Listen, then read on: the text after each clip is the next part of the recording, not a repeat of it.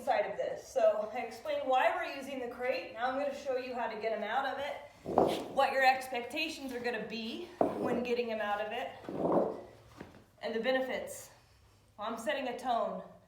If I let a dog out of a crate in a hyper state of mind, and then let him out of a door in a hyper state of mind, if you have a scale of 1 to 10 from excitement, and say they come out of a crate at a 5, then they get to a 6 or a 7 by the time they get to the door, then you open the door and they burst outside, they're at a 10 of excitement. No one can control that. No one.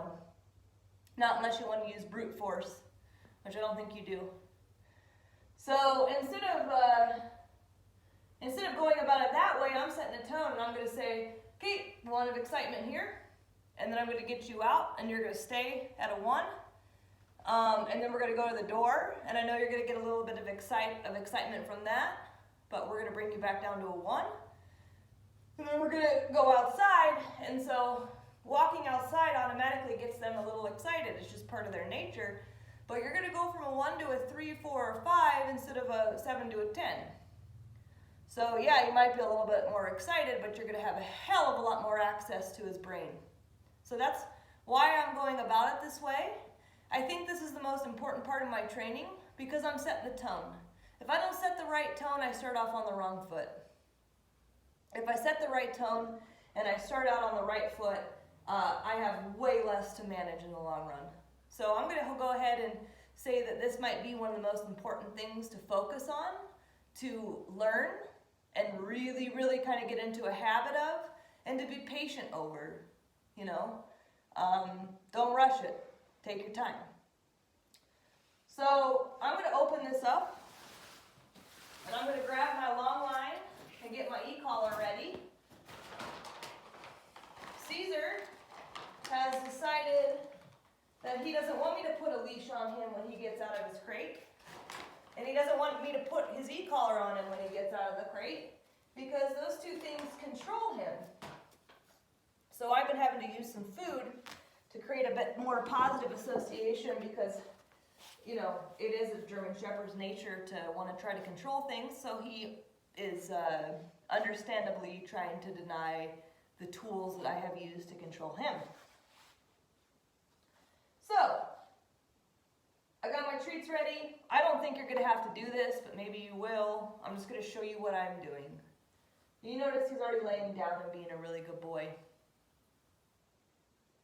So, when I first started, he would just stand and stare at all the gate latches and be like, open it, open the door and let me burst out of this thing. So what I did is I came up to his crate and I just sat here and waited before I did anything for him to sit. And I don't say sit because I don't have a tool on him. So if I don't have a tool on a dog, I'm not going to get myself into a command. I don't have a means to follow through. So I'm just going to sit here and wait and let him figure out that he has to be patient and calm before I'll open the gate latches. Right? So I sit here and I wait. He's already in a down, so I don't have to wait any longer. But you might. So just wait. Don't worry about it. Don't rush it. Don't get mad at him. Just wait for him to sit, relax. Once he does, you're going to grab onto your crate latch here. And if he gets up, you have to stop. Don't move forward and wait till he sits again. So I'm going to incentivize forward motion and say, the only way you're going to move forward is if you comply with what I want. And so what the dog starts to learn is, I need to listen to this lady, and I need to follow her rules because I really want to move forward, but she won't let me, and I need to figure out how so that she'll let me move forward.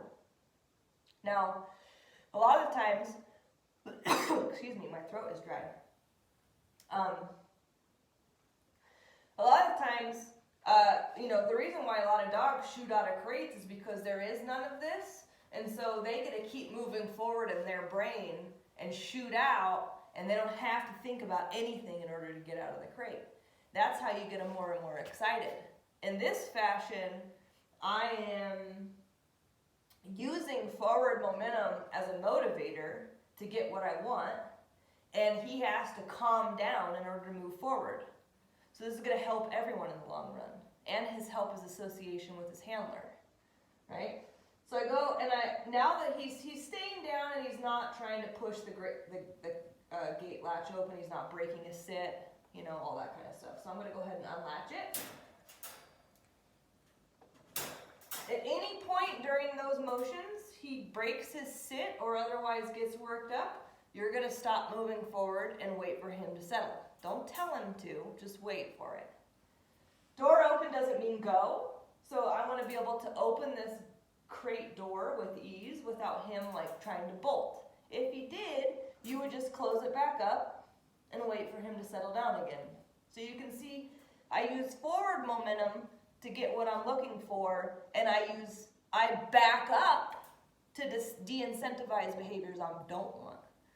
So if I have to re-shut the door on him, he doesn't want that. He wants to get out of this crate. So his little brain has to come up with some other way to get out of the crate. If you stay here patiently and wait for me, you'll get out of the crate with the door open. And then the brain starts to go, well, that's what I want, so I'm going to do that to get what I want. Now, I try to lure him into the leash because he doesn't like the leash. To him, it represents control. And so I want to make this more positive. So I present the treat, and he has to put his head through the leash in order to get it. And then I bring him out of the crate.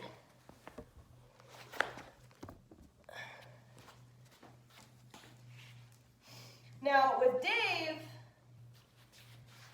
you know, Patty might even get to the point where she doesn't even need a leash for some of this. I don't know.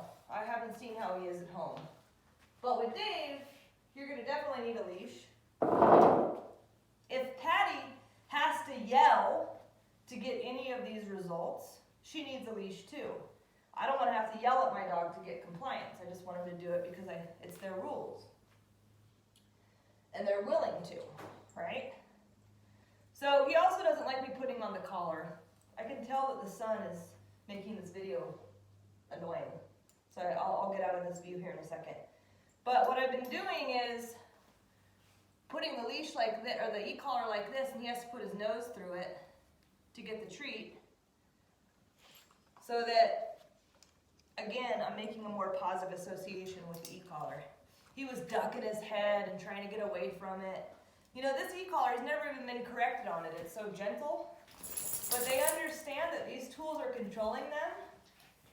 And, you know, it wasn't necessarily like a fear thing. It was actually more of a fuck you thing. And I have a couple dogs here who had the e-collar used on them in the wrong way. And you can tell the difference between a fear thing and a fuck you thing. And his is more of a fuck you thing. That's it. So, I got my crate etiquette. I got my leash on. I got him to sit. I got my e-collar on. Now we're going to go do doors, which is the second most important part of my training. So we've got this all set up right here with the door. Nice. Now the first rule of the doors is he's got to walk to it with you.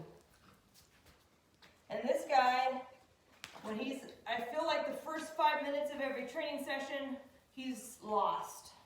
He's in his own world. It's very obvious that he's not used to taking direction all the time, you know.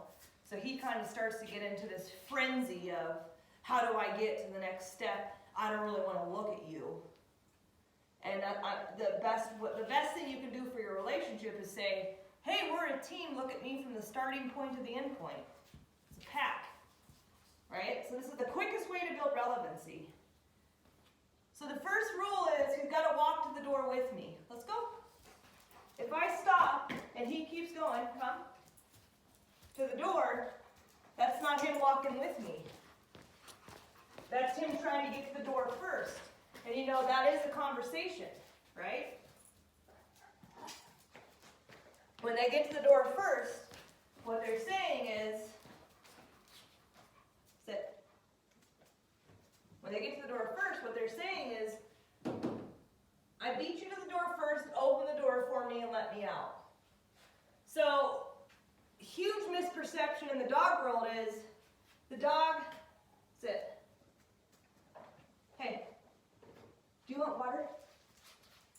A huge misperception in the dog world is I'm getting ready for a walk. They're getting themselves super worked up to go on that walk.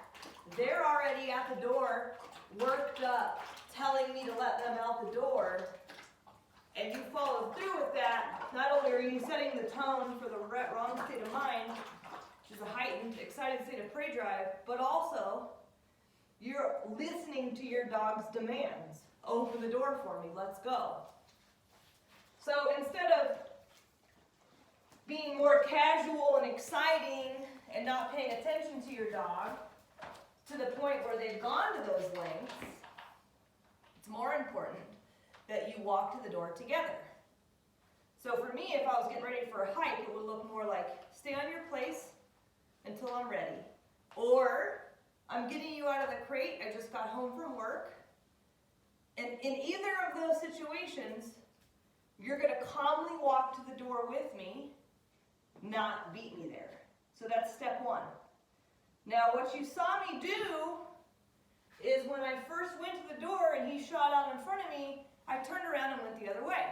So again, this concept of I'm going to use forward momentum to incentivize behaviors that I'm looking for, and I'm going to use backwards momentum to de-incentivize behaviors that are going to get him in trouble and make him more challenging to handle. So when you're doing this activity, don't have a super short leash.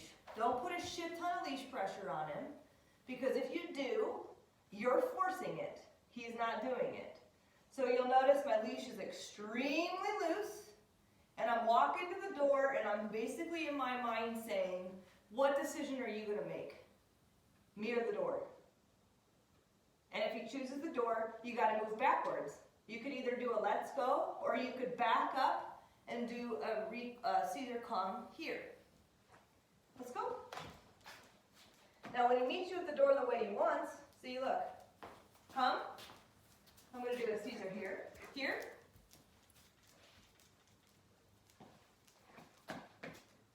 Loose leash, third time's the charm. He meets me at the door together, he's even looking at me, sit. So first step, meet me at the door and sit. Second step, doorknob twists, and then I pause.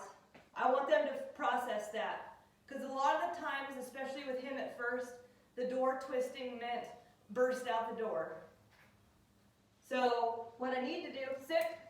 Now he broke, so I'm going to back up. Let's go. So when they break their sit, I don't just resit them. Because they're edging forward, and they're not, and that's not disincentivizing enough to put them back into the sit. So I will do a let's go, loop them back around, sit, try it again. Twisting the doorknob was a trigger for him at first. It meant burst through the door. So what I need to do is twist the doorknob, pause, let him process it. That doesn't mean go, before I go to the next step. So now he's doing really well. So the next step is door open. What does he do? And what you'll notice is that I'm giving him lots of opportunity to make choices. There's no taut leash here. I want him to make a mistake so I can show him what it is that I'm looking for. That will get them there faster. They're the ones doing it. I'm not forcing it on them, right? So door open doesn't mean go. That's step 3. He's doing great. Step 4 is eye contact. He's giving it to me right now. So now when I get the eye contact, in order to go through the door, we need to go through it together. So I'm going to say here. I know, I said it, but look at me first. Here. What did he do? He burst through the door. Come. Here. Good. Let's go. So, and he still does this almost every time I do doors, where I say here, and he shoots out. Now, these are meticulous little things. I think they matter tremendously. So the more adamant you are about this team membership thing, where we're doing this together, And we're not just going out and freaking out in the backyard and running around in zoomies. Huh? The better his brain will be in the long run. And he'll find you more relevant, and he'll listen to you more, and he won't bolt outdoors. And actually, believe it or not, this door work, when you get to the point where you get it with ease and it becomes a new habit, is actually how you have better control over your guests coming through your door. Because right now, I'm controlling doorways 100%. Let's go. So you got to have control over your doorways in order to basically have control over the whole picture. The outside world, guests coming in and out of it. So this is why I put so much emphasis in this particular practice. Stop. He gets real nosy and mouthy and pushy with me when I control him a lot. Look, I just disagree with it now. Stop. No. I'm in control. Knock it off. Let's go. So now I'm going to move this camera. Sorry for the terrible camera work. I'm going to move it over to this door because this door is to the outside world. So it's actually a lot harder because once I open that door, he can smell everything. Excuse me. God damn it.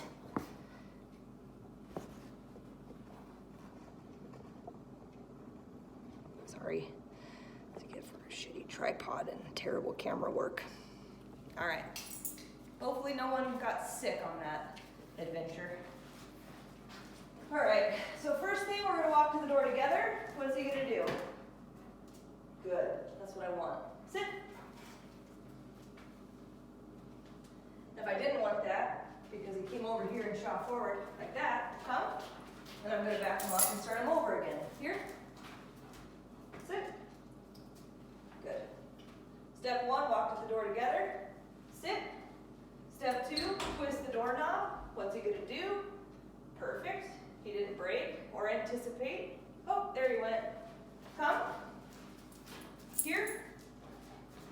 Always gotta back up. Sit. De-incentivize that behavior. Twist the doorknob. What does he do? Pause, wait. Door open. What does he do? Again, loose leash, plenty of opportunity to make his own choice. This is not a forceful activity. This will become more of who he is when he's doing it on his own, and I'm just giving him direction. No force involved in this, just lots of repetition and redirection. Door open doesn't mean go. Step 4, eye contact. When I get it, we're gonna go through that doorway together. Here. Come. Let's start that over here. Good. I almost always have to do that 5th step over again. So that kind of tells me that he's bursting through that back door, acting like a nut job when he goes outside. Now, one thing I can't show you in this video, because I don't want to do another camera angle and try to figure it out, is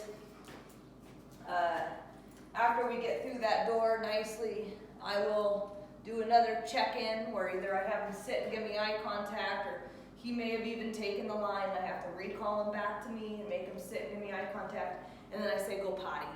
So I let him have the line. Eventually, he'll be off leash. But I don't do off leash until they're controlled all the way, right? If I say Cesar, come, I need it to happen. If I don't get that, and I don't have the follow through, I'm being inconsistent. So that command is going to lose significance. And that command should never lose significance. So this is why he has a line on all the time, right? It's all about consistency to expedite the training and get where you want faster. So this might seem meticulous and obnoxious, and you might be like, oh my God, I don't want to do this. But if you do it and you listen to me, you'll get what you want faster, and you're going to have the dog of your dreams. So that check-in to say go potty is your way of releasing him and saying, okay, you're free. And that allows the brain to go, okay, like I'm not under a command anymore. I don't need to listen. I can actually go out and do my thing now. So that's what I'm going to recommend for the crate work and door work. Write down any questions you might have. We will be doing this a lot at the go home because it's super significant.